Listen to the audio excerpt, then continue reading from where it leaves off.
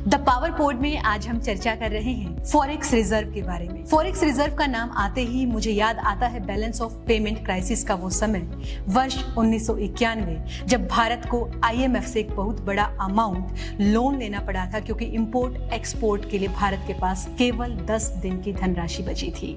और एक आज का दिन है जब भारत पूरे विश्व में फॉरेक्स रिजर्व सबसे ज्यादा होने वाला चौथा देश बन गया है।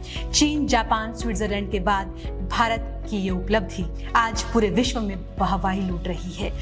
बैंक ऑफ अमेरिका ने RBI के गवर्नर V. रेड्डी जी को शुभकामनाएं प्रेषित की हैं और ऐसा अनुमान जताया है कि अगले वर्ष तक $700 बिलियन का फॉरेक्स रिजर्व और भी ज्यादा गति से बढ़ जाएगा। फॉरेक्स रिजर्व में भारत के पास फॉरेन करेंसी, गोल्ड, SDR और कुछ IMF के पास रिजर्व होते हैं। फॉरेक्स रिजर्व $700 बिलियन होने के पीछे ये जर्नी बहुत लंबी है।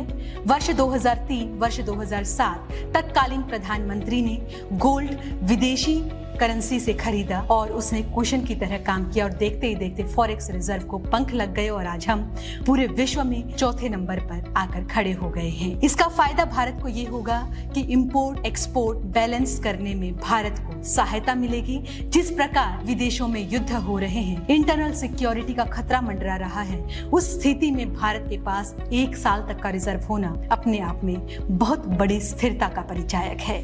RBI की स्थिरता भारत के इन्फ्लेशन को कंट्रोल करेगी, इंपोर्ट एक्सपोर्ट का बैलेंस मेंटेन करेगी, बैलेंस अकाउंट को स्थिरता प्रदान करेगी और साथ ही फॉरेन डायरेक्ट इन्वेस्टमेंट्स को भारत के अंदर बढ़ाएगी। अब यहाँ सवाल ये आता है कि जब फॉरेक्स रिजर्व में भारत का चौथा स्थान पूरे विश्व में है तो आज भी डॉलर के सामने रुपया इतना कमजोर क्यों है? तो इसका जवाब ये बनता है कि RBI की जो आज की पॉलिसी है वो रुपये को स्थिरता प्रदान करने की है। वैश्विक बाजार में आज 84 रुपया $1 के बराबर है और उसको स्थिरता देने के लिए जब भारत में ज्यादा डॉलर निवेश के रूप में आता है तो भारत का RBI उसे खरीद लेता है और जब मार्केट में डॉलर की कमी हो जाती है तो उस समय डॉलर को बेच देता है।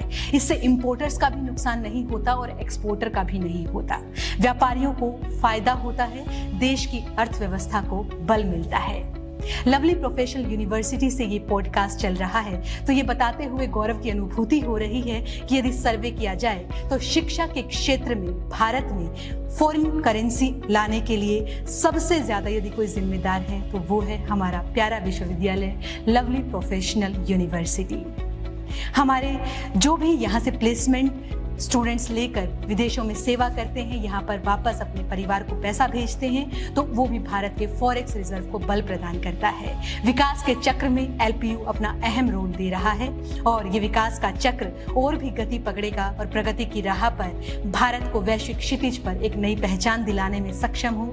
इसी कामना के साथ आज के पावर पोड में इतना ही। धन्यवाद। जय हिंद, जय भारत।